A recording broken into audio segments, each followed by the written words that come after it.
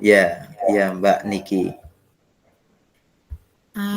Sebelumnya kami dari kelompok 3 PPG Prajabatan Unwida akan mempresentasikan hasil diskusi kami. Tapi sebelum saya presentasi, monggo panjenengan bisa perkenalan terlebih dahulu Pak, dari SD mana, Bapak siapa, dan sekarang melakukan kegiatan apa, begitu Pak.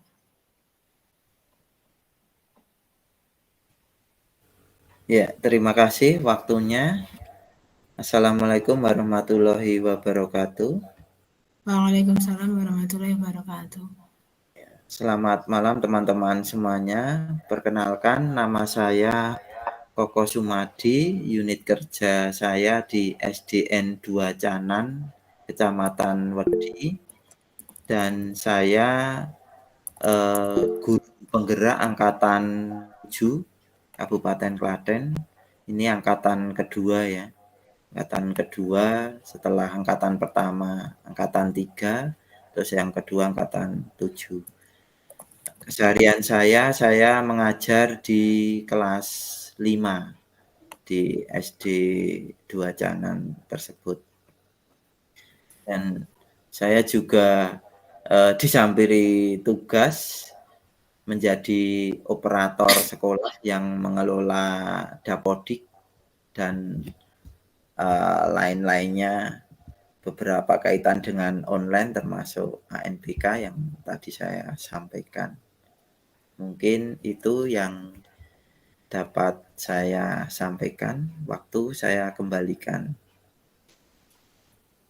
Oke, baik Pak Koko, terima kasih atas perkenalannya dan waktunya. Saya langsung aja ya Pak untuk presentasi, mengingat waktu juga sudah jam segini ya Pak. Oh ya, silakan Mbak. Oke, sebentar.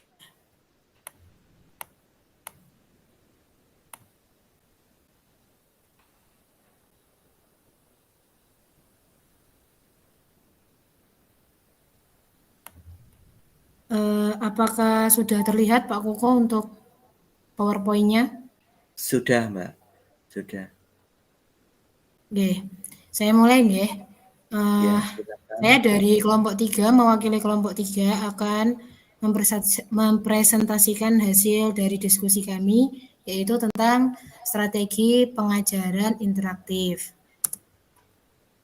Adapun anggotanya yaitu saya sendiri, yang kedua ada Bayu Aji Saipudin, yang ketiga ada Istiqomah, yang keempat ada Mbak Sri Etika Sari, dan yang kelima ada Astri Yulianto.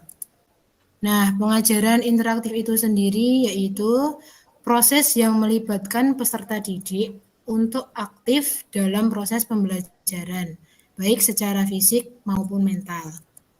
Ciri-cirinya yang pertama, model ini terdapat variasi kegiatan berupa klasikal, kelompok, serta perseorangan. Hal ini membuat peserta didik tidak mudah bosan dan mengembangkan kemampuan kerjasama peserta didik. Guru berperan sebagai fasilitator. Pola komunikasi tidak hanya searah, peserta didik dilatih untuk berkomunikasi dengan teman sebayanya. Suasana kelas menjadi demokratis dan menantang. Fleksibel karena dapat digunakan di dalam maupun di luar kelas. Kemudian ada langkah-langkah pengajaran interaktif, ada 7 langkah. Yang pertama adalah tahap persiapan. Pada tahapan ini, guru mempersiapkan kebutuhan yang akan digunakan dalam proses pembelajaran, seperti mencari informasi terkait topik, mengumpulkan sumber, media, serta alat penunjang pembelajaran. Yang kedua, ada tahap pengetahuan awal. Pada tahap ini, guru mengecek pengetahuan yang dimiliki peserta didik sebagai tolak ukur kegiatan pembelajaran.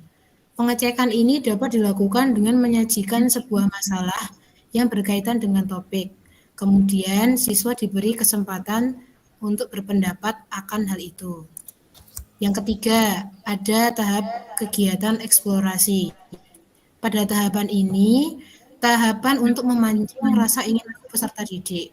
Guru dapat menantikan dengan video, memancingnya dengan video video, gambar maupun pertanyaan yang relevan dengan topik. Kemudian, guru memancing siswa untuk menceritakan dan memberikan pendapat akan hal tersebut.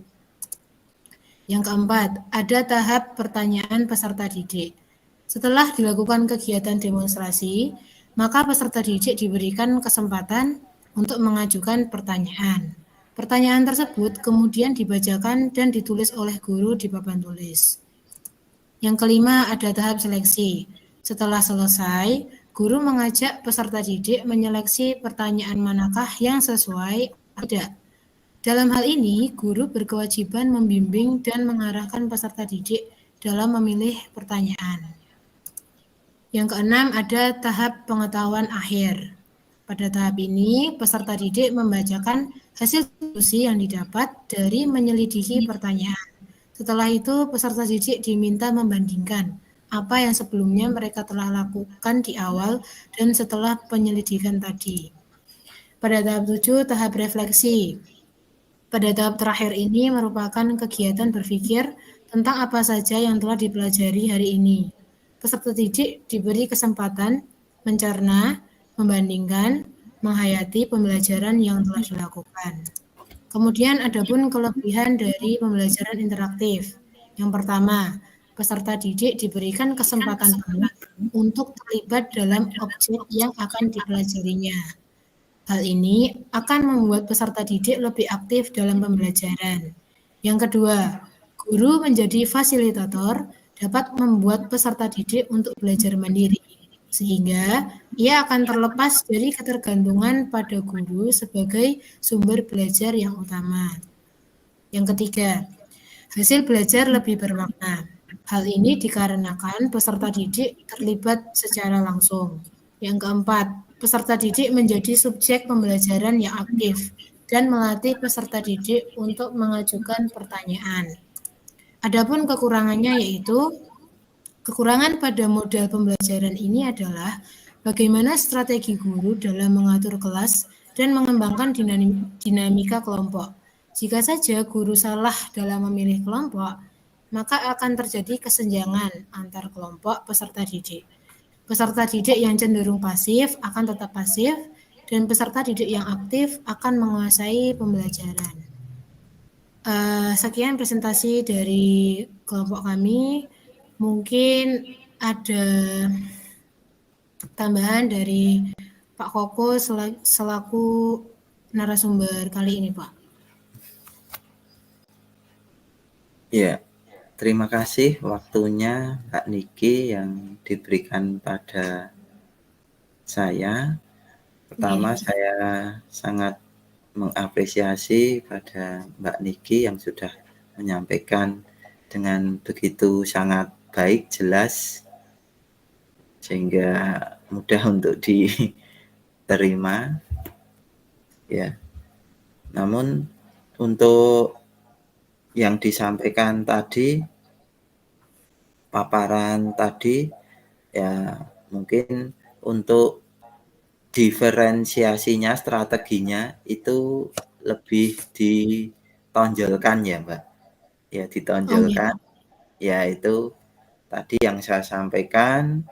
Untuk strateginya itu apakah masuk strategi yang diferensiasi konten atau proses ataupun produk itu monggo dipersilahkan. Itu apakah ketiga-tiganya atau satu saja atau dua saja itu bebas, ini disesuaikan ketika melaksanakan pembelajaran. Yaitu itu untuk di awal sebelum melakukan pembelajaran tadi, alangkah baiknya juga dilakukan identifikasi dan pemetaan ya sebelum pembelajaran. Ya, sebelum pembelajaran. Ya, sebelum pembelajaran itu ada identifikasi dan pemetaan murid sesuai kebutuhan tadi ya, terkait minat maupun kesiapan belajar dan gaya belajarnya siswa itu apa gitu ya. Kita harus paham itu untuk karakteristik murid itu, sehingga nanti ketika kita melangkah dalam pembelajaran diferensiasi itu bisa tepat dan optimal. Ya memang tadi sudah baik tadi untuk pembelajaran yang aktif ya, interaktif itu Ya, interaktif. tidak tergantung pada guru ya. Yaitu pembelajaran memang yang diharapkan itu pembelajaran yang terpusat pada murid, siswa yang aktif, sehingga itu yang menjadi tujuan dari pembelajaran itu. Mungkin untuk tujuan pembelajaran juga disampaikan ya. Nggih, Tadi Pak. tujuan pembelajaran belum ada ya. Tujuan Belum. pembelajaran di awal itu disampaikan sehingga jelas ya. Jelas bagi guru mau kemana dan murid itu apa yang mau dicapai juga jelas. Terus lingkungan belajar yang mengundang tadi, lingkungan kelas maupun ketika di dalam itu yang nyaman, silakan dikemas sebelumnya, disesuaikan. Tadi bisa menghias kelas yang sedemikian rupa anak itu nyaman. Pokoknya pengennya itu di kelas ya. Itu pengennya belajar. Itu secara berkelanjutan dan terus-menerus. Terus ketika pembelajaran ya mungkin tidak harus di dalam kelas ya. Tolong Ya, untuk tidak di luar luar. kelas boleh, mungkin perlu juga mendatangkan guru tamu. Guru tamu itu juga perlu ya sesekali sehingga ya untuk menambah wawasan baru, mungkin dari tidak usah jauh-jauh saja, mungkin dari orang tua siswa itu berkaitan dengan tema atau profesinya ada itu, ya kita datangkan sebagai guru tamu yang sesuai sehingga akan lebih baik juga itu bisa. Itu terus tadi untuk penilaian ya silahkan dilakukan penilaian ya, baik proses berjalannya pembelajaran itu ada penilaian proses ya, dan penilaian sumatif ya, Ya. terhadap pemahaman materi itu. Silahkan sehingga untuk dapat dievaluasi dan ditindaklanjuti penilaian yang berkelanjutan.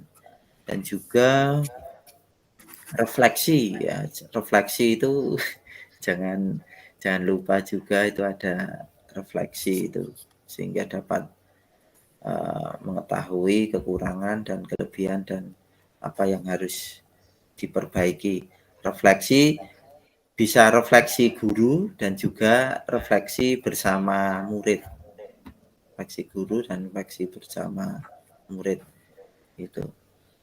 Ya, silahkan itu pada intinya untuk pembelajaran diferensiasi ini untuk mengetahui mengidentifikasi kebutuhan murid dan memetakan, terus strategi tadi ya silahkan strategi pembelajaran itu mau pakai yang mana, konten, produk, hasil dan proses ya, produk atau hasil dan proses itu silahkan, dan ada evaluasi dan refleksi itu. Mungkin itu dari saya, mungkin ada yang ditanyakan dari teman-teman, Oh silahkan. ya, saya mau tanya Pak.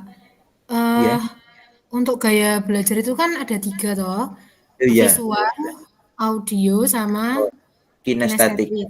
Nah, itu ya. tuh kalau sebagai seorang guru itu tuh dilakukannya waktu kapan? Maksudnya waktu kelas 1 kah? Apa nanti kelas 2 tuh nanti diulangi lagi? kelas 3 diulangi atau gimana Pak? Baiknya tuh gimana kalau Ya, itu melakukan? kan untuk di jenjang SD itu kan kelasnya kelas 1 sampai kelas 6 ya.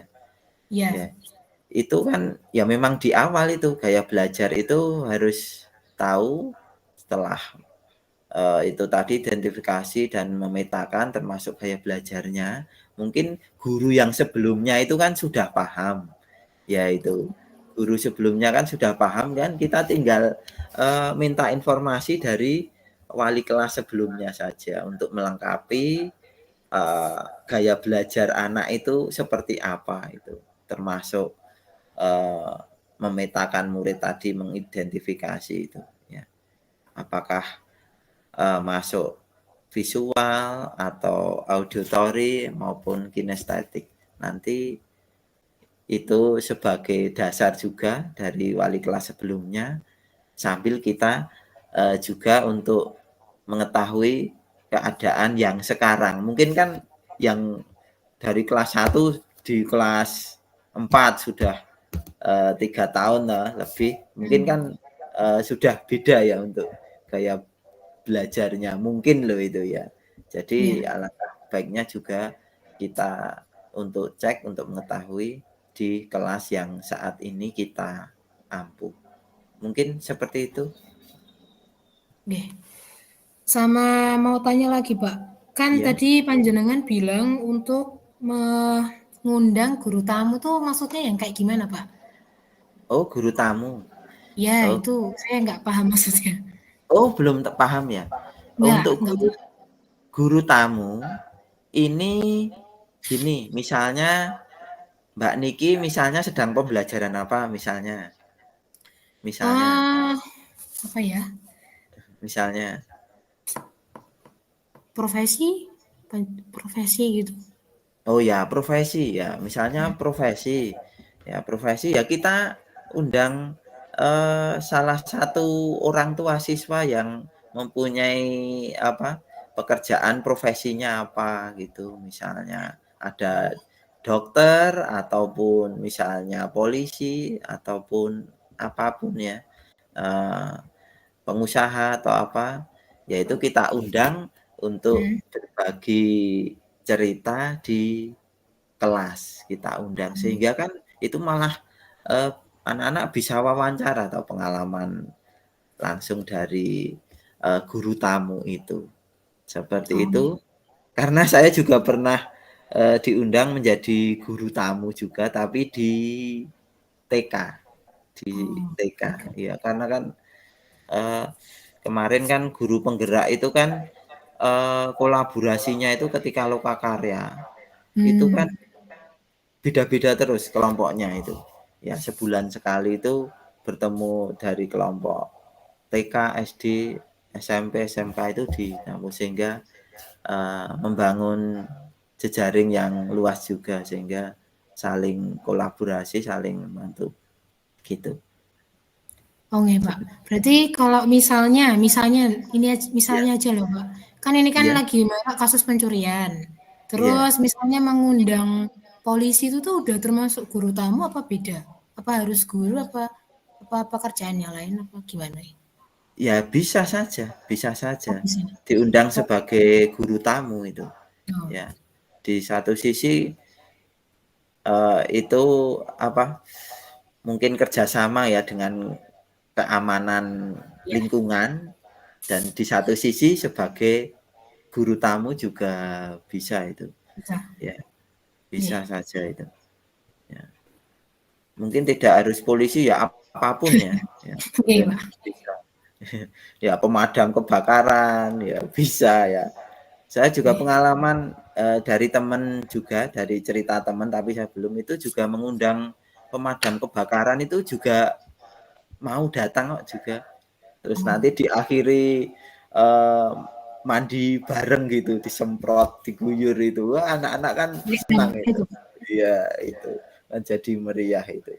Ya, pokoknya menarik sehingga anak-anak itu ya itu tadi saya kembalikan kodrat anak itu kan bermain ya. Jadi bermain belajar yang menyenangkan itu. Sesuai kodrat alam dan zamannya. Seperti itu. Oke. Mungkin teman-teman yang lain ada yang mau disampaikan, saya persilahkan. Mungkin teman yang lain ingin bertanya. Atau malah berbagi, saya juga senang ini berbagi pengalaman. Yang sudah praktek mengajar di sekolahan. Ya, Mungkin izin ada. bertanya, Pak. Oh ya, silahkan Mbak Sri Etika Sari ya. Ya, terima kasih atas kesempatannya, Bapak. Iya. Pertanyaan saya berkaitan dengan penilaian, Pak. Nah, Iya. untuk sekarang ini kan harus menggunakan yang namanya berdiferensiasi.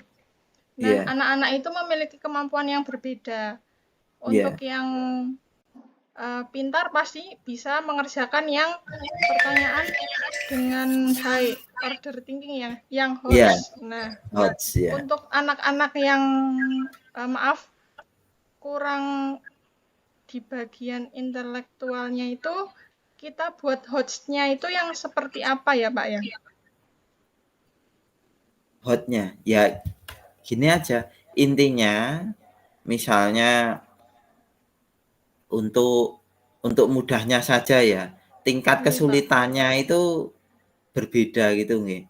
Untuk yang pandai misalnya matematika perkaliannya itu angkanya itu lebih banyak, misalnya di atas 100 ya, mesti yang intelektualnya rendah itu atau kurang itu mungkin angkanya lebih kecil gitu, mungkin loh kita bisa ya. Ini apa ya, ini dari kita, mungkin kita memposisikan dari menjadi guru ya, kita kemas sebaik-baiknya, ini disesuaikan dengan kemampuan siswa tersebut ya. Misalnya ini sulit sudah bisa ya, kita HOT-nya kita naikkan lagi ya. Mungkin yang kurang itu ya kita sesuaikan dengan soal yang sederhana itu tadi, sehingga sesuai dengan kebutuhannya masing-masing. Nanti kalau soalnya tingkat kesulitannya sama dengan karakter kebutuhan murid yang beda, itu nanti ya malah tidak tercapai pembelajarannya ya. Mungkin itu tingkat kesulitannya dibuat beda ya, antaranya yang siswa yang pandai dan yang kurang pandai gitu. Seperti itu mungkin. Ya, terima ada kasih, lagi Pak. ya, silahkan.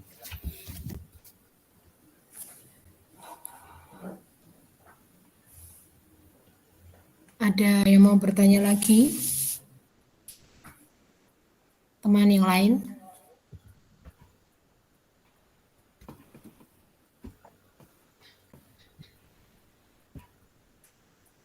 Udah cukup ya. Kayaknya ini udah pada ini Pak, ya ampun. Udah ya. Udah larut. Oke, boleh saya tutup ya teman-teman untuk presentasinya? Cukup ya. Baik Pak Koko, terima kasih untuk waktunya, untuk waktu dan sharingnya kepada kelompok kami. Kurang lebihnya kami memohon maaf nih Pak apabila ada kesalahan baik yang disengaja maupun tidak sengaja. Ya. Demikian juga Mbak Niki.